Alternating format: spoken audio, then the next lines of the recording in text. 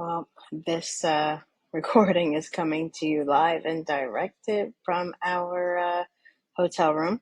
Been another very long Disney day. But it's funny. We were actually in the car ride home, and my husband and I, we've had this debate for well over a decade at this point, and it's about Disney adults.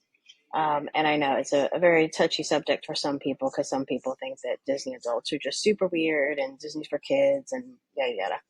It took me about, I would say, 5 years of going to Disney when something finally clicked for me. I didn't visit Disney myself until I was an adult. I actually went for the first time with my husband when we found out we were pregnant with our first child together.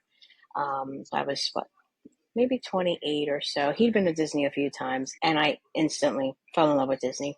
And it was kind of strange to me because I didn't grow up watching Mickey Mouse. I was actually a Bugs Bunny girl myself. So I'm like, I didn't think, I mean, it was an experience, but I didn't expect it to love it as much as I did. But to cut to the chase, really, I think, and again, it took me a while to come to this conclusion. There is something about Disney where you get to be the child.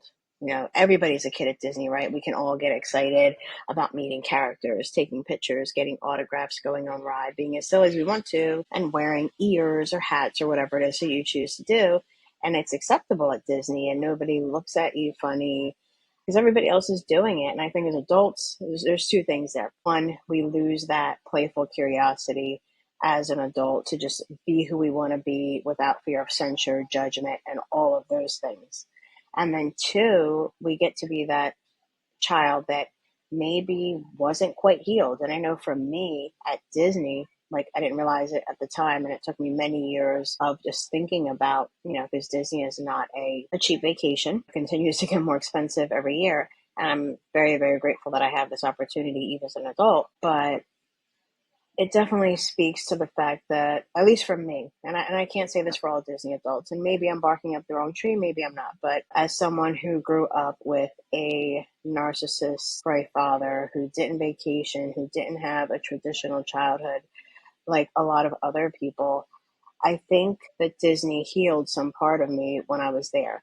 Again, just getting to experience something through a children's eyes, through my children's eyes, and that excitement and that acceptance there. Like Disney is for everybody, and Walt Disney, whatever you may think of him, was incredibly innovative, and he created the whole Disney part. And this is not an infomercial for Disney by any means.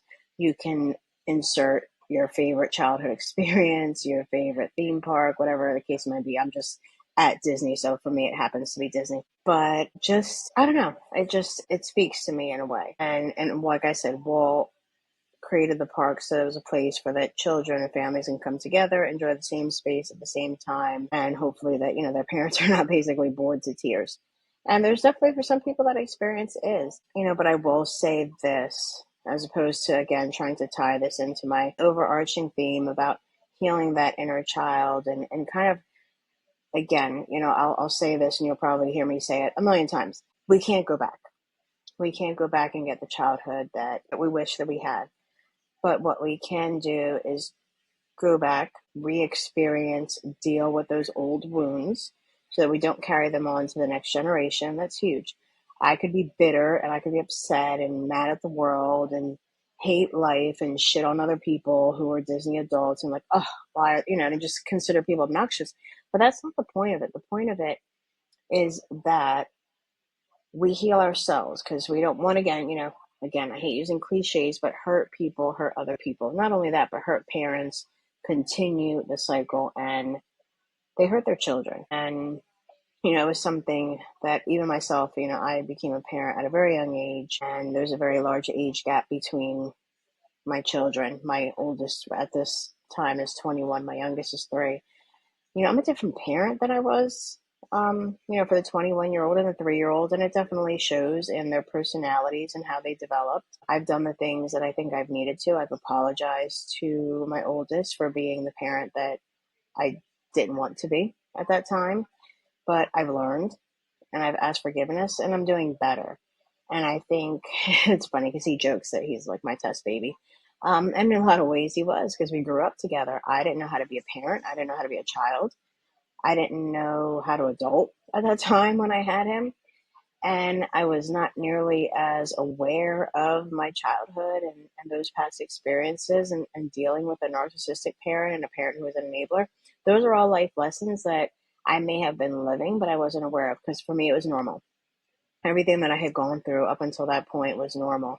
Until I got out in the world, I started meeting other people. I went to school. I started having experiences on my own apart from my family where you start to realize that certain things aren't acceptable and certain things are just not right. What you were taught was not right. And it was funny. I was watching another YouTube video a couple days ago, and in it, the person who was speaking was saying, one of the commandments is honor thy father and mother, no matter what.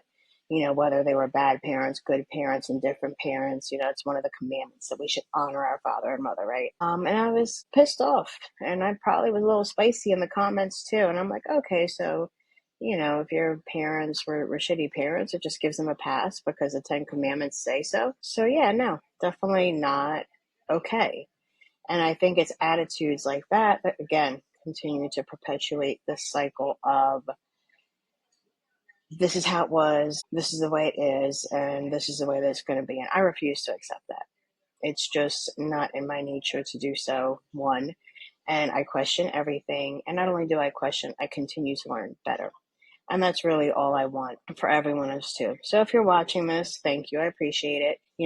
If you, again, like the content, please subscribe. If not, feel free to leave me a comment so I can respond to you. There's a couple different ways to get a hold of me. I'm always happy to have a chat if you think that this is you and it falls into this category for you. I also offer a free resource for the no contact checklist in my bio as well, in case you need some help with boundaries as well.